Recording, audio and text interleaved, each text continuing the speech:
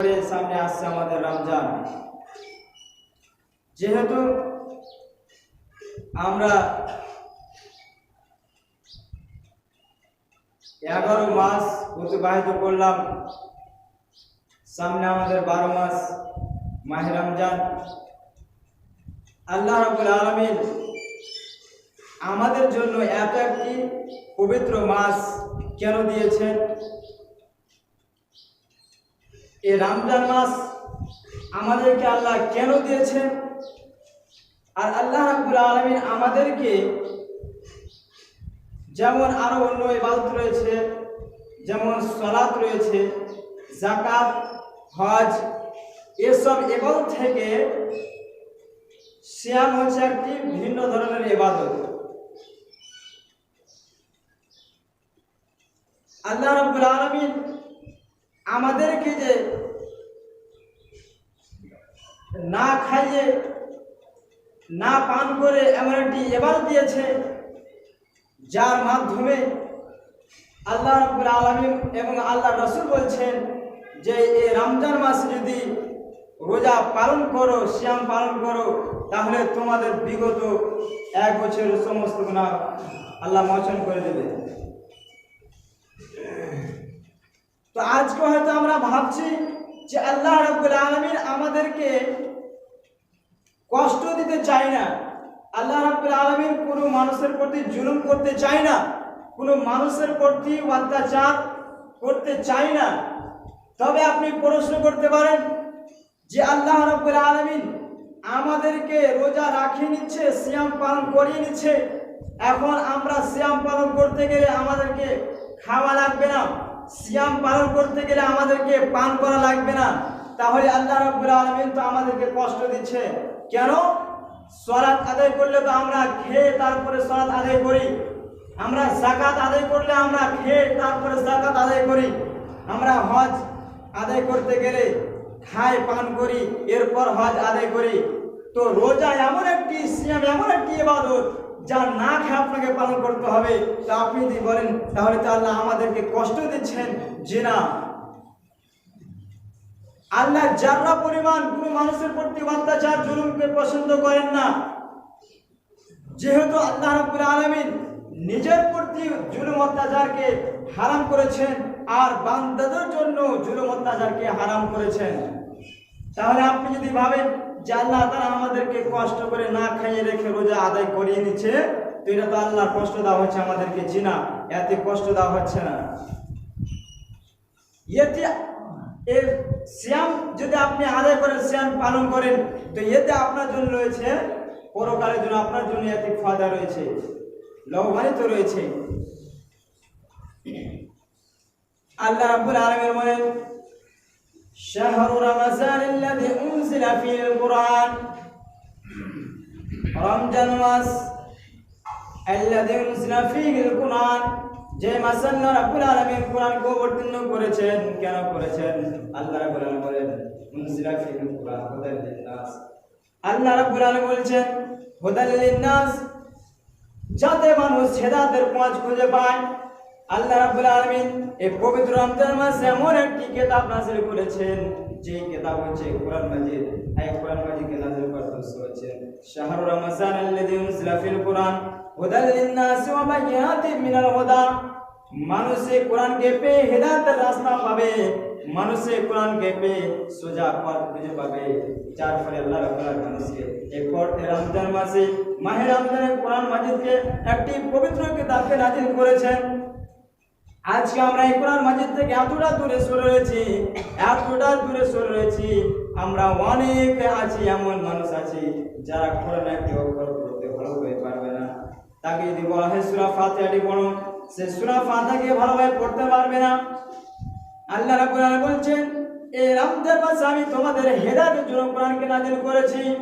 এখন এই কোরআনকে পড়ে বুঝে যদি তোমরা হেদায়েত প্রাপ্ত না করতে পারো, যদি তোমরা হেদায়েতের রাস্তা খুঁজে না পাও, তাহলে এর থেকে আর কোনো বিষয় হতে পারে না। আল্লাহ রাব্বুল আলামিন কোরআনটাকে একমাত্র হেদায়েতের জন্য দিয়েছেন।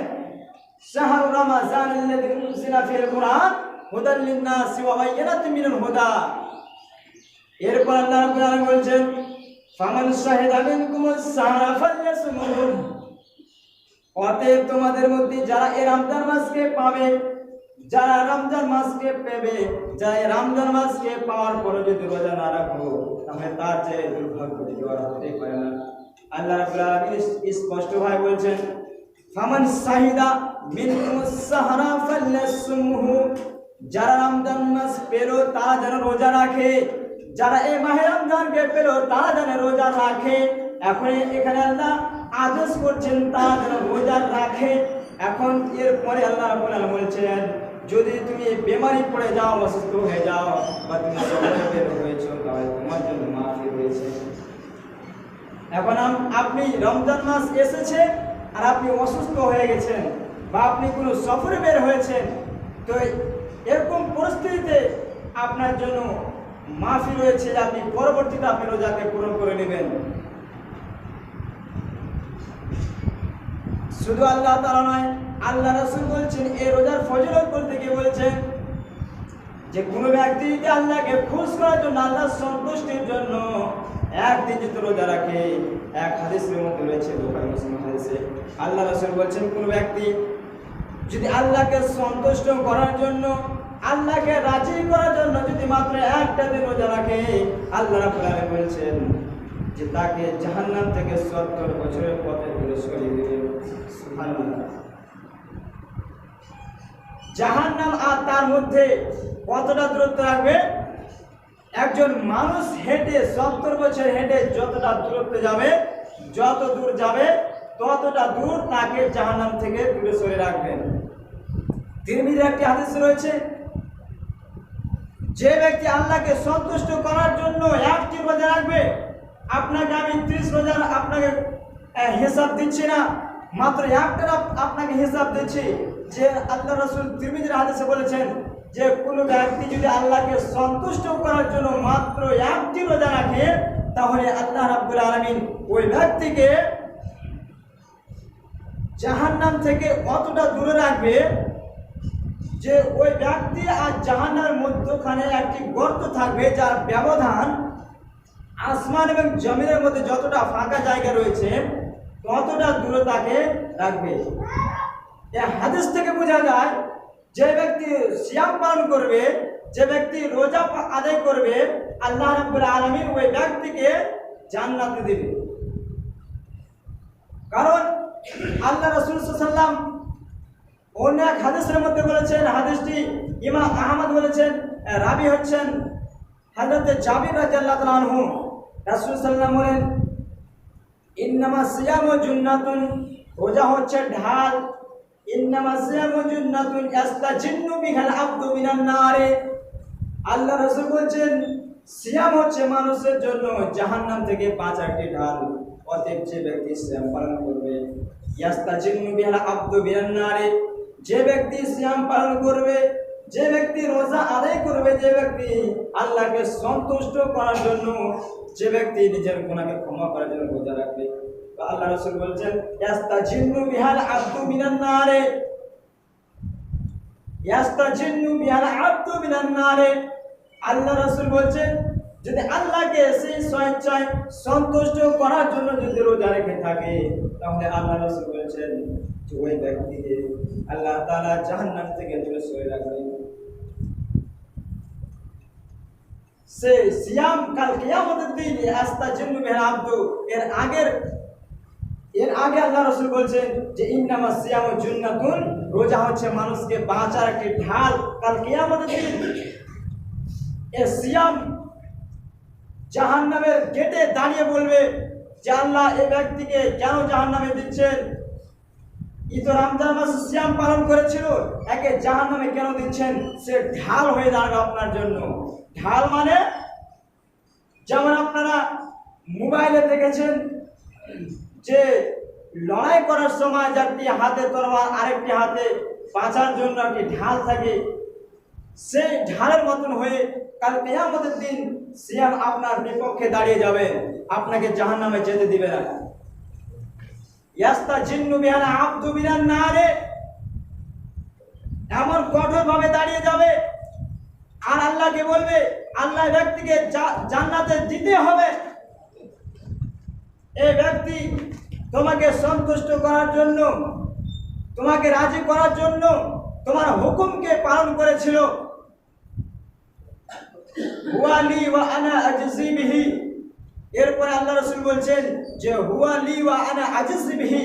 আল্লাহ রাব্বুল আলামিন বলছেন কি যে রোজাটা হচ্ছে আমার জন্য, হুয়ালি রোজা হচ্ছে আমার জন্য, ওয়া আনা আজজি বিহি, এবং আমি নিজ হাতে এর প্রতিদান প্রদান করব। এখান থেকে আপনি কি বুঝতে পারলেন যে আল্লাহ রাব্বুল আলামিন এক আয়াতে বলেছেন যে ইন্না সলাতি ওয়া নুসুকি ওয়া মাহইয়ায়া ওয়া মামাতি লিল্লাহি রাব্বিল আলামিন। মানুষের অর্থাৎ আমাদের ইন্না সলাতি নামাজ ওয়া নুসুকি কুরবানি ওয়া মাহইয়ায়া ওয়া মামাতি লিল্লাহি রাব্বিল আলামিন, আমার জীবন মরণ নামাজ কালাম সবই আল্লাহর জন্য। তো এখানে আল্লাহ রাসূল বলছেন যে হুয়ালি ওয়া আনা আজজি বিহি, সিয়াম হচ্ছে আমার জন্য আর আমি নিজ হাতের প্রতিদান দেব। একজন ব্যক্তি 5 ওয়াক্ত সালাত আদায় করবে, আল্লাহ ফেরেশতাদেরকে বলে যে ফেরেশতা তোমরা ওই ব্যক্তির নেকিটাকে লিখে রাখো। একজন ব্যক্তি যখন যাকাত আদায় করবে, আল্লাহ রাব্বুল আলামিন বলবেন তোমরা এই নেকিটাকে লিখে নাও। যখন একজন ব্যক্তি যখন হজ পালন করবে, যে হজ করতে গেলে অনেক টাকা পয়সা খরচা করতে হয়, এরপরও আল্লাহ রাব্বুল আলামিন ফেরেশতাদেরকে বলবে তোমরা এই নেকিটা নিজ হাতে রাখো। যাকাত আদায় করলে আল্লাহ রাব্বুল আলামিন ফেরেশতাদেরকে বলে তোমরা নিজ হাতে নেকিটা লিখে নাও। সালাত আদায় করলে, নফল সালাত আদায় করলে, ফরজ সালাত আদায় করলে আল্লাহ রাব্বুল আলামিন ফেরেশতাদেরকে বলে তোমরা নেকিটা লিখে নাও। কিন্তু যখন সিয়াম পালন করে কোনো বান্দা, আল্লাহ রাব্বুল আলামিন সে সময় বলে ও আমার ফেরেশতারা তোমরা রুকে যাও, এই ব্যক্তিকে আমি সিয়াম পালন করার বিনিময়ে আমি নিজ হাতে নেকি লিখে দেব। সে সময় ফেরেশতারা পালন করে লাই। সে সময় আল্লাহ রাব্বুল আলামিন বলেন রোজা রাখার বিনিময়ে, রোজা রাখতে গেলে যে নেকিটা হয় সে নেকিটা কতটা নেকি হয় তা কিন্তু আল্লাহ রাসূল আল্লাহ উল্লেখ করে বলেননি। তবে আল্লাহ বলছেন ও আমার ফেরেশতারা তোমরা ওই ব্যক্তি রোজা রাখার নেকিটা আমি নিজে নেব, তোমরা নিয়ে নাও।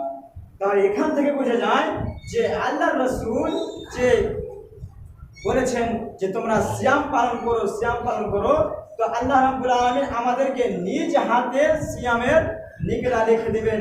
কতটা যে নেকি দিবেন তো আল্লাহ তাআলা, আল্লাহ রাসূল আগে হাদিসে বললেন যে কোন ব্যক্তি যদি রোজা রাখে আল্লাহকে সন্তুষ্ট করার জন্য, তাহলে তাকে আল্লাহ রাব্বুল আলামিন 70 বছর চলার পথ ওকে দূরে সরিয়ে রাখবেন। এবং আরেকটি হাদিসের মধ্যে বললাম যে আসমান এবং জমিনের মধ্যে যতটা ফাঁকা জায়গা রয়েছে ততটা দূরে ওই ব্যক্তিকে রাখবে যে ব্যক্তি আল্লাহকে সন্তুষ্ট করার জন্য একটি রোজা রাখবে। 30 রোজার কথা আমি বাদ দিলাম, মাত্র একটি কথা বললাম যে একটি রোজাকে সন্তুষ্ট করার জন্য, আল্লাহকে সন্তুষ্ট করার জন্য রাখে, তাহলে তাকে এতটা জায়গা জাহান্নাম থেকে দূরে রাখবে। তার মানে হচ্ছে যেখানে নেকির মাপ আপনাকে বলা হবে না যে এতটা নেকি হবে, এতটা নেকি হবে। এখানে আল্লাহ রাসূল বা আল্লাহ ডাইরেক্ট বলছেন যে ওই রোজা রাখা ব্যক্তিকে আমি নিজ হাতে নেকি দেব, সে কতটা নেকি পাবে সেটা আমি জানি। তাহলে এই হাদিসে আল্লাহ রাসূল বলছেন যে হুয়ালি ওয়া আনা আজজি বিহি, রোজা আমার জন্য আর আমি এর প্রতিদান নিজ হাতে দেব। এখান থেকে এটা বোঝা যায়, এখানে কয়েকটি মানা আছে যে আল্লাহ রাব্বুল আলামিন এই কথাটা কেন বলেছেন যে হুয়ালি ওয়া আনা আজজি বিহি, রোজা হচ্ছে আমার জন্য আর আমি নিজ হাতে এর প্রতিদান দেব। এই কথা কেন বলেছেন একটু ধ্যান দিয়ে শুনেন। আল্লাহ রাব্বুল আলামিন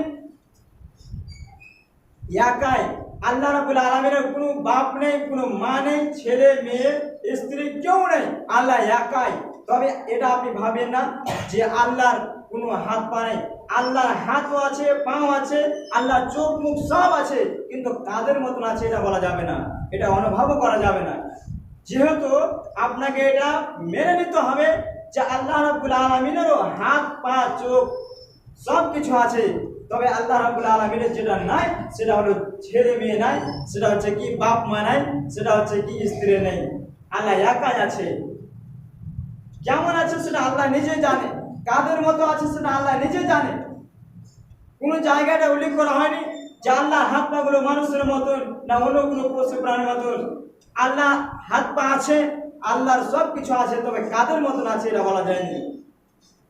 যেহেতু আল্লাহ রাব্বুল আলামিন যখন কেউ নাই, তো যারা রমজান মাসে সিয়াম পালন করে তো তাদের জন্য কিন্তু নিজের স্ত্রীটাও হারাম হয়ে যায়। এমনি দিনে নিজের স্ত্রী পুরুষের জন্য হালাল, সে যে কোনো মুহূর্তে যে কোনো সময় তার সাথে সহবাস করতে পারে, এটা ওর জন্য জায়েজ হালাল রয়েছে। কিন্তু রমজান মাসে রোজা অবস্থায় তার জন্য হারাম। যদি সে ভুল বশতেও যদি সে সহবাস করে নেয় তাহলে তাকে জরিমানা দিতে হবে, তাকে ফিদা দিতে হবে। জরিমানা কি? তাকে একাধিক 2 মাস রোজা রাখতে হবে। কেউ ভুল বশতে যদি রোজা অবস্থায় স্ত্রীর সাথে সহবাস করে তাহলে তাকে একাধিক কন্টিনিউ লাগাতার 2 মাস তাকে রোজা রাখতে হবে। সে 40টা রোজা রাখার পরে যদি বলে আমি ক্লান্ত হয়ে গেছি, 2টা দিন মাঝে রেস্ট নিই, হবে না, চলবে না। ফের আবার তাকে শুরু থেকে রোজা রাখতে হবে। আর না হলে তাকে 60 মিসকিন খাবার দিতে হবে, না হলে তাকে 60 মিসকিন কাপড় দিতে হবে। এ হচ্ছে তার জরিমানা। তো একজন স্ত্রী তার জন্য হালাল, অথচ রমজান মাসে সিয়াম পালন করে আছে, ওই অবস্থায় তার জন্য হারাম, তার সাথে কোনো তার সম্পর্ক থাকবে না।